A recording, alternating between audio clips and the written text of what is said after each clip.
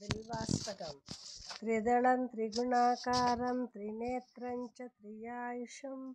त्रिजन्मपापसंहारम् एकबिल्वं शिवार्पणं त्रिशाकैः बिल्वपत्रैश्च अच्छिद्रैः कोमलैः शुभैः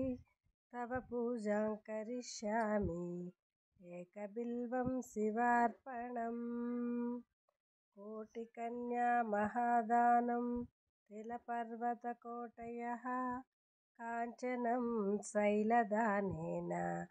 एकबिल्वं शिवार्पणं काशीक्षेत्रनिवासं च कालभैरवदर्शनं प्रयागे माधवं दृष्ट्वा एकबिल्वं शिवार्पणम् इंदुवारे व्रतं स्थित्वा निराहारो महेश्वरः नक्तं होष्यामि देवेश एकबिल्वं शिवार्पणम् रामलिङ्गप्रतिष्ठा च वैवाहिककृतं तथा तटाकानि च सन्तानम् एकबिल्वं शिवार्पणम् अखण्डबिल्वपत्रं च आयुतं शिवपूजनं कृतं नाम सहस्रेण एकबिल्वं शिवार्पणम् उमया सह देवेश नन्दिवाहनमेव च भस्मलेपन सर्वाङ्गम् एकबिल्वं शिवार्पणम्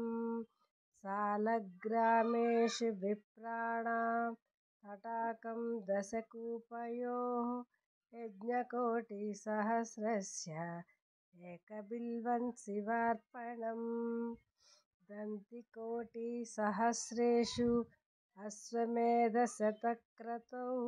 कोटिकन्या महादानम् एकबिल्वं शिवार्पणम् बिल्वाणां दर्शनं पुण्यं स्पर्शनं पापनाशनम् अघोरपापसंहारम्